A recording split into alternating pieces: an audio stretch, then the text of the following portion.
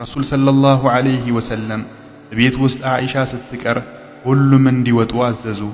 ሁሉም ሲወጡ ጅብሪል ገባና አንቱ የአላህ መልእክተኛ፣ መለከል መውት በር ላይ ቆሞ እያስፈቀደ ነው።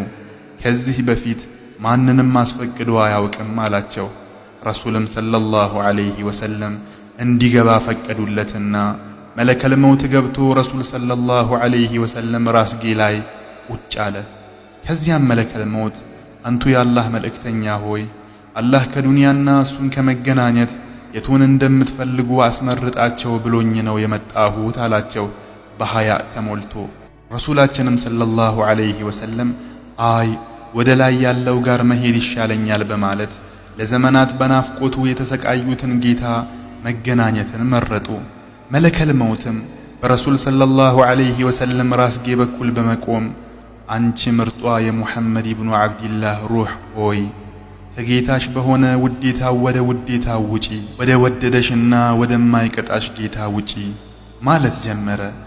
ረሱልም ሰለላሁ ዐለይሂ ወሰለም በዓኢሻ እቅፍ ውስጥ ሆነው እጃቸውን ከፍ በማድረግ በአላህ ይሁንባችሁ፣ ሰላታችሁን አደራ፣ በስሮቻችሁ ያሉትንም ሰራተኛዎች አደራ፣ ህዝቦቼን ህዝቦቼን ህዝቦቼን እያሉ ሰውነታቸው ቀዘቀዘ።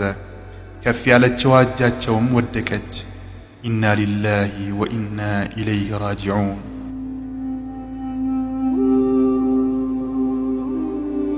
ረሱል ሰለላሁ ዐለይሂ ወሰለም ሞቱ። ያለ እናትና አባት በእንግልት ያደጉት ረሱል ሰለላሁ ዐለይሂ ወሰለም ሞቱ። ለኡመታቸው ሲያለቅሱ አንድ ቀን ያላረፉት ነቢይ ሞቱ።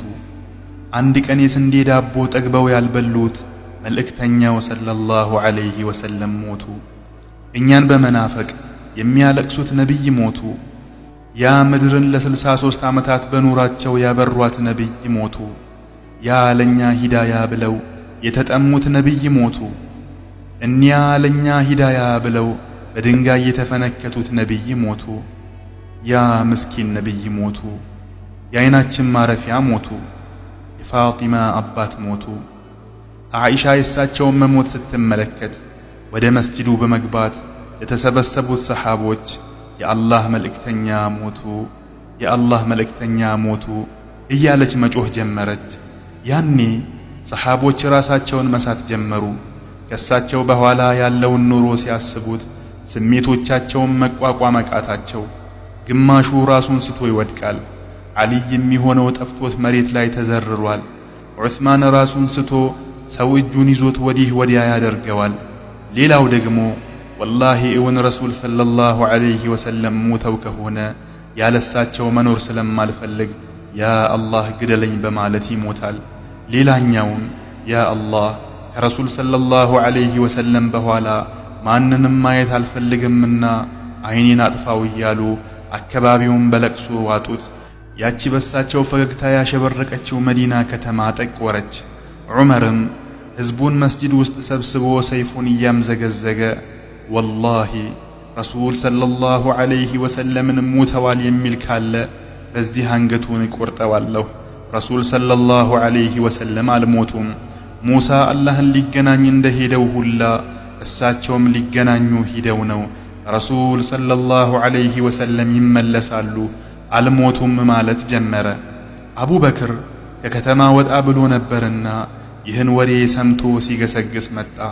ዑመር መስጂድ ላይ ሲዝት ተመለከተው።